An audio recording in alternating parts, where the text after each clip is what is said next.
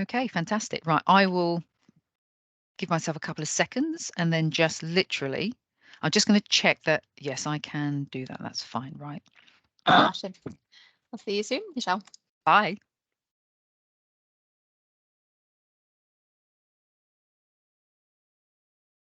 Hello, everyone, and thank you for inviting me to talk today. The slide deck I'll be talking to will be an abridged version of the one you'll receive after the conference. I'll be talking about collecting the right data at the right time to help improve the experience of students and staff. And by doing this, we can re-image the student journey for success. The focus of my talk will be understanding the prior learning experience and concerns on entry of our diverse student body. The data I'll be presenting is from the pre-arrival academic questionnaire I pioneered a few years ago, and that was formalised through a 2.7 million 11 university-wide HEFKE funded research grant to understand how we could re-energise the postgraduate talk market back in 2013. Rachel Bowden, who you all know, and Rachel Spacey, who has joined the event today, were both key leads for their institution in this project. If an institution undertakes this research, they are better able to deliver the needs of an incoming cohort and bridge any gaps, which after 2.5 years of COVID is essential. The last 2 years has been a roller coaster of a journey. Higher education has taken quite a battering from government and from areas of the media. It has not reflected the extraordinary challenges faced by universities, nor the incredible and quite revolutionary changes that have occurred. Over the years, many of us have expressed our real frustration in not being able to get real change in higher education because that tanker that is higher education struggles to not only speed up, but change direction. However, COVID-19 has changed this, showing how we can quickly adapt and evolve. Not only is it important to keep the momentum of change going, but it's essential for us to find time to reflect on and really understand what worked and what didn't. These major changes have been delivered against the backdrop of increasing pressure on staff in higher education, and some of them are listed here. And the coming months are going to be even more challenging as new ministers come into education and higher education ministerial roles. So today I have 4 overarching aims and objectives, and these are: where are we now, what we know, what we need to consider as a result of the past 2.5 years, and future challenges. I'm going to use my student experience transitions model that I created back in the early 2000s as a framework. This was developed through my various roles in higher education and through talking to students and staff. I'm going to briefly cover the stages later on in my presentation, but I want to focus specifically on the 5 themes when looking at those aims and objectives. If you wish to understand more about the reasoning for the transitions, you can go to my free portal to read about this. But briefly, arrival and orientation in my model refers to the first 2 to 3 weeks when we welcome students and they start settling into a new routine and understanding where things are. Introduction to study takes place over a semester or academic year, depending on if the course is modular across semesters or year long. As with new students, reorientation and reinduction refers to the same activities for a specific level of study for returners, but it takes place over a shorter period of time. Mary has just talked about how UPP Student Futures have also suggested that every year should have an induction to that level, along with similar key areas to address.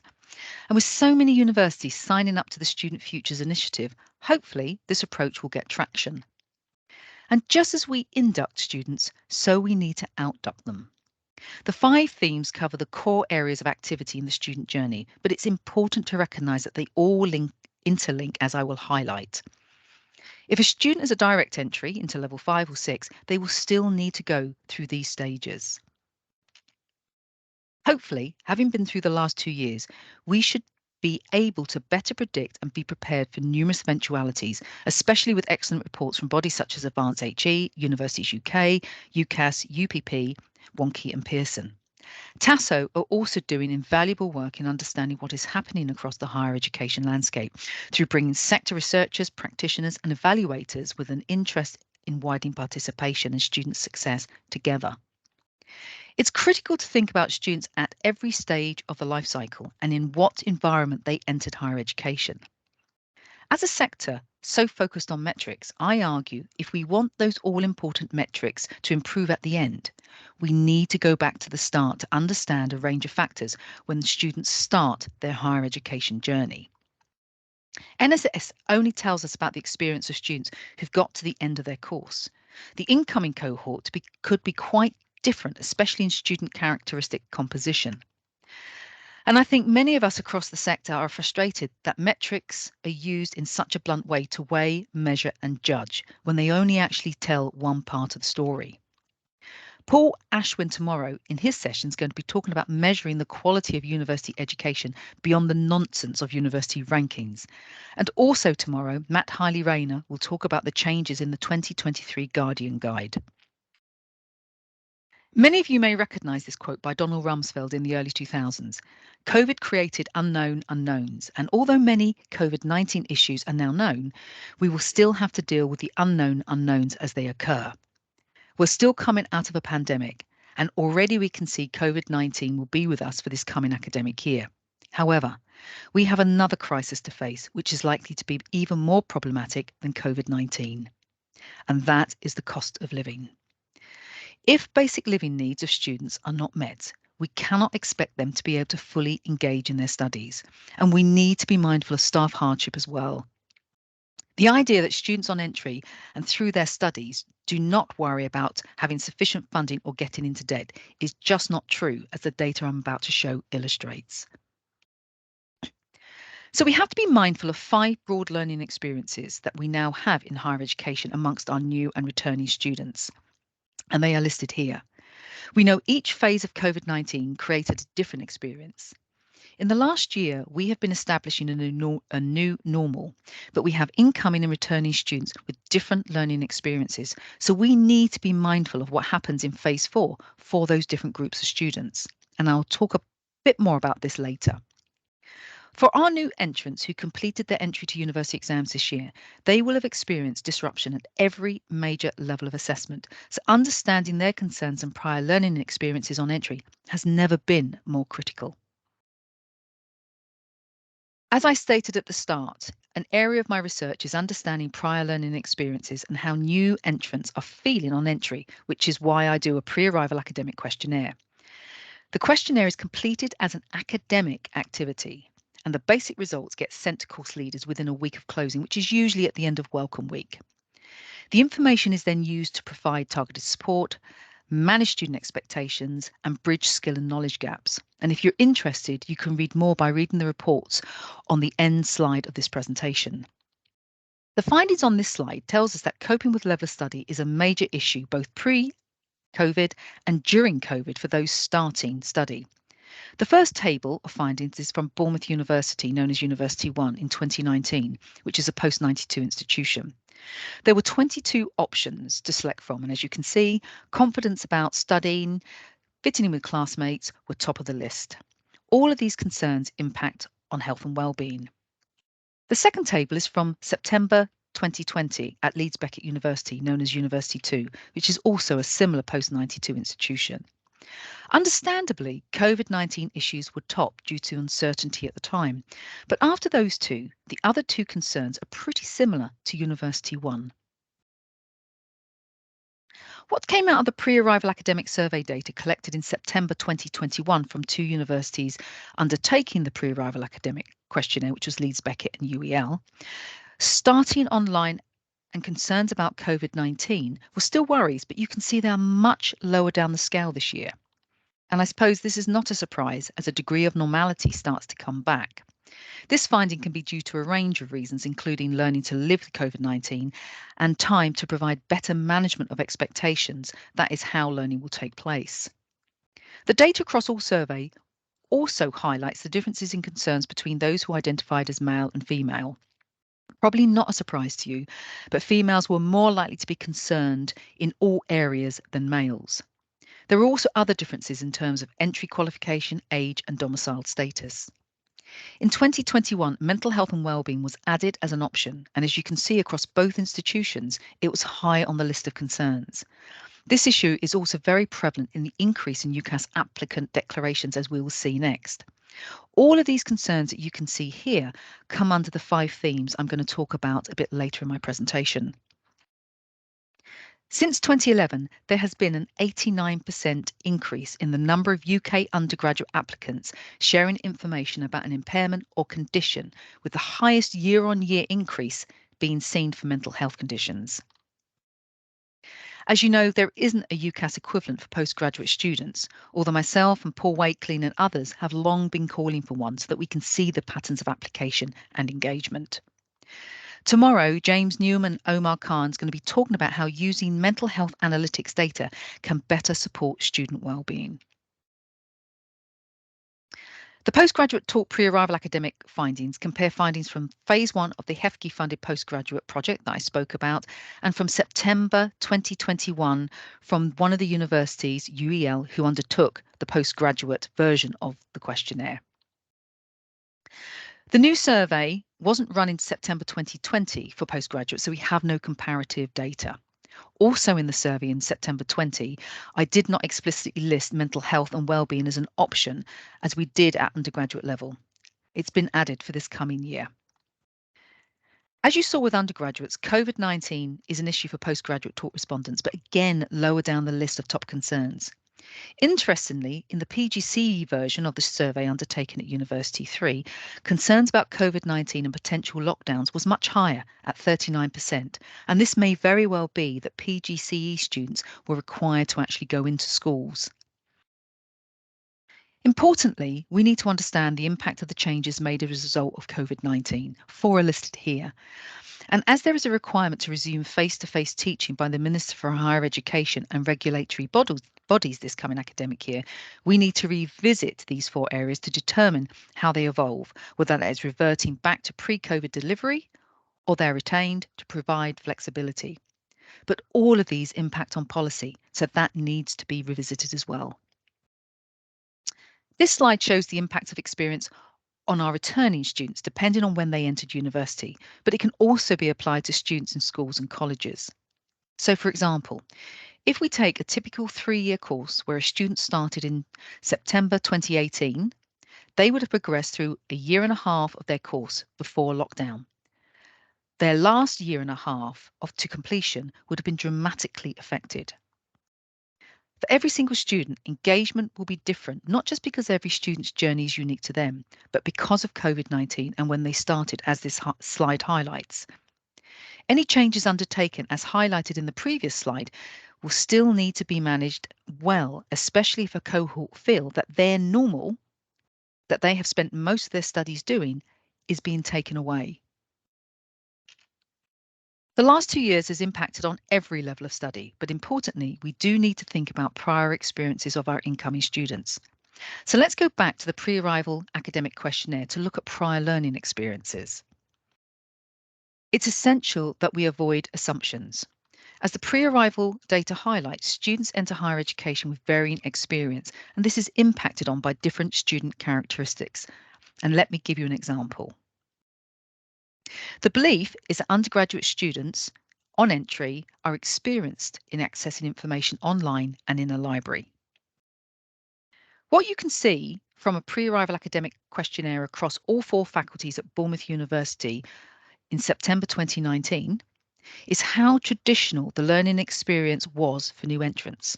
Handwritten notes and course textbooks were the primary way of accessing information.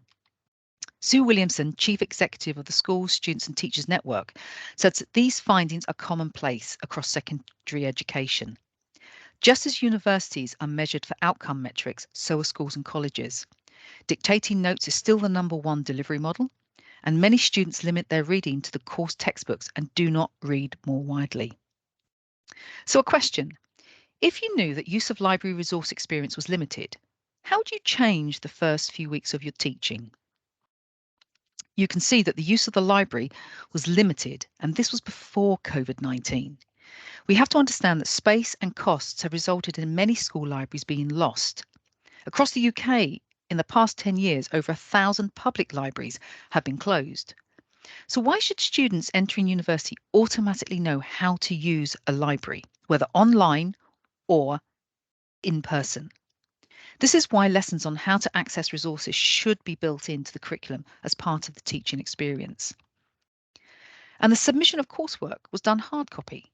It's important to not make assumptions that these findings all changed because of COVID-19 and that because schools and colleges went online, everything was done online.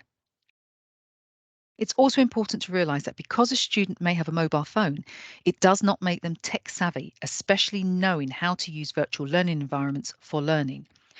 And there are also differences by entry qualification. Let's jump forward to those who were entering study in 2021.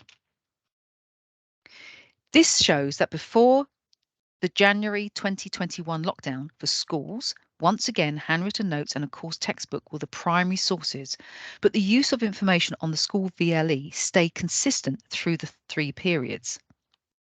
Interestingly, when comparing all sources used from the last slide from the previous year, course textbook use went from 63% prior to lockdown to 54.8% post-lockdown. Last year's findings correlates with the finding on this slide up to December 2020, which was 55.7%. And that's in the green font. But again, look at the low use of libraries. The experience of 1920, 2021 and 21-22 entrants has not been the same, so we need to look forward. It's so important for us to reflect on and understand the skills that were achieved as a result of the pandemic that sadly are not assessed or recognised, and these include increased digital literacy and resilience. Whatever we do, we need to shape support for each level of study, so we mustn't merely lift and shift approaches. Quality assurance processes need to adapt to understand that equality, which QA processes try to deliver, does not necessarily lead to equity. What we're after is liberation to enable students to succeed.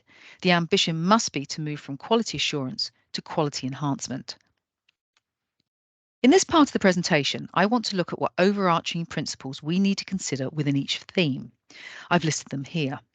And don't forget, they do interlink. Again, you can find more information on this on my free portal. We really do need time to review what worked and what didn't, as well as looking at the impact in context. You saw the differences of experience I highlighted between the different cohorts earlier. This piece by Julie Hume is an excellent read regarding the impact of COVID-19 on policy and practice. We also need to be mindful in upcoming surveys the mental health issues that may be experienced due to pressures of returning to campus. These can include emotional and physical adjustment and staff employed during the pandemic getting up to speed with in-person systems. For final year students, they may have struggled to understand why they now must attend in person when for the past 2 years they have been and been allowed to study online. So we need to be supportive, kind and mindful. In the slide you'll receive at the end, there will be slides on classic pinch points at undergraduate, postgraduate taught and PGR level for you to look at if you're interested. Collecting the right data is going to be important through taking temperature checks through the year of our students and triangulating across the university the knowledge we are accruing from them. Liz Bennett later today will be talking about how learner dashboards can support students' agency and empowerment, and Alan Smeaton is going to be looking at the experiences of students using their personal data for their well-being. It's going to be critical for this year for us to actually understand the impact of hardship on the student experience. All the issues I've raised so far require a whole institutional approach, and Peter Scott tomorrow will be looking at this area in his keynote on shifting governance in higher education. I want to focus on the impact of COVID and student hardship when looking at the themes in my next short section. The issue of cost of living for our students is not new, but it is going to be exacerbated beyond all realms this year. And the longer slide deck will highlight this in greater detail. The cost of living for our students will become everyone's problem because it will impact on continuation, retention and success. And I've listed some of them here. They include affording to travel to university and not being able to participate in extracurricular activities that can contribute to employability skills. Let's look briefly at each of my themes through the lens of student hardship and see what we need to consider and what type of action we could take. Starting with the curriculum, here are some key areas to consider. They include the impact of online learning, acquiring IT skills that have become so critical in the past 2 years for students and staff. However, with IT issue accesses reported as major issues for incoming students last year in the pre-arrival questionnaire, we need to be very mindful of this. We also need to consider bridging gaps and understanding learning preferences that can be managed. For example, let's look at the pedagogy theme. They include teaching to know how to blended learn and differences in pedagogic approaches between qualifications. And with the increase in social media, what is the impact of it on students in the classroom? I was at the launch of the Educational Mental Health Toolkit, where a student representative was talking about social media making you feel voiceless because it was easy to be attacked for them. Could this affect students voicing ideas and different opinions in discussion groups during their learning, either online or in person? These findings are from last September, undertaken at University 3. Here are the top learning concerns of respondents who are in study in school and college in 2021. It shows the finding for the sample and by highest entry qualification and generational status. Sample sizes were similar. The top three were loss of structured learning, worry about learning gaps, and then online fatigue. For A-level respondents, concern with these three was notably higher than BTEC respondents, whereas online fatigue was higher for BTEC than A-level. First generation students were much more concerned than A-level respondents about knowledge gaps. For some ideas, here are suggested actions, including consolidating the teaching timetable, reviewing mitigating circumstances and extension policies, understanding prior learning experiences, and starting to embed mental health and wellbeing into the curriculum. Let's look at the support theme. We need to understand what support has been developed as a result of the pandemic, what the prevalent issues are, and how they differ by student characteristic. This includes understanding what university support services students think they will use. Knowing what services students expect to use on entry can help us prompt them. Here is an example. We can get an idea about expected use of services from the pre-arrival academic questionnaire across 3 universities over the last 3 years. You can see that academic support, followed by health and wellbeing, is very high across the 3 universities. If we look at University 2 that did the survey in 2020 and 2021, those are highlighted in the red boxes, you can see the similarities and differences between the years. Let's look at the differences by those who identified as male and female. For comparison and simplicity, I've used University 2, who did the survey in 2020 and 2021, but these findings are reflected in the other universities. Housing, financial advice, and tech support are similar in anticipated use by males and females. But females, the blue arrows, are notably more expecting to use health and wellbeing than males, the green arrows. However, the use of sport is substantially higher for males than females. So the question is, as we know males are noticeably more likely to do sport and less likely to use health and wellbeing services, how can we raise the profile of health and wellbeing via sport to help support males? Let's briefly look at the postgraduate talk findings. As you can see, health and wellbeing for respondents at both institutions is the third most expected service to be used. It's 49% at University 2 and 53% at University 3. In previous surveys, expected use amongst postgraduate talk students has been much lower, around 30%. So has the pandemic heightened awareness about the importance of looking after health and wellbeing? If it has, it's no bad thing. We may find that housing advice will be sought much more moving forward due to the fact that we know rent costs will substantially increase due to rises in utility costs and property repayment interest rates. At UEL, we did the survey across undergrad, masters and PGCE students, and this was the first time I've been able to do this and compare the findings. For PGT respondents, the top 3 services expected to be used were academic support, careers and employment, followed by health and wellbeing. For undergraduate and PGCE, it was academic support, health and wellbeing, then careers and employment. So understanding nuances by level of study and student characteristic is important and can really help us. And we know that mental health and wellbeing issues are major factors in withdrawal. If we can understand these concerns on entry, then we are better placed to manage expectation, understand the needs of the incoming cohort, and hopefully reduce the numbers that withdraw or think about withdrawing. So let's look at suggested action for support theme. We know from the Office for Students data that suicide amongst higher education students has slightly decreased in England and Wales between 2017 and 2020. However, We need to consider prevalent factors such as male suicides are statistically significantly higher than males, which is in line with the national pattern, and first year undergraduate males have a significantly higher suicide rate compared with those studying in other years. My concern is that stress, anxiety, and pressure caused by the rising cost of living and an increase in debt could lead to an increase in suicide, especially amongst known groups. Engaging with these resources would be invaluable. Here are some more suggestions. They include providing free co and extracurricular activities, understanding who intends using what services during the study journey, and training staff to identify students experiencing hardship. As I put here, there is relatively little guidance available on how to be able to identify and actually triage and provide support to students. And just as well as looking after students, it's essential that we look after ourselves through the study life cycle. This powerful paper by Liz Morris is a must read. Life in academia for all staff is highly pressurised. There are no troughs anymore, just peaks. And as a colleague of mine said, there is limited time to hit the ground walking. So please take time to look after yourselves.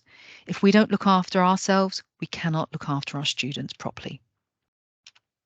Let's briefly look at what we need to consider regarding the finance employment themes.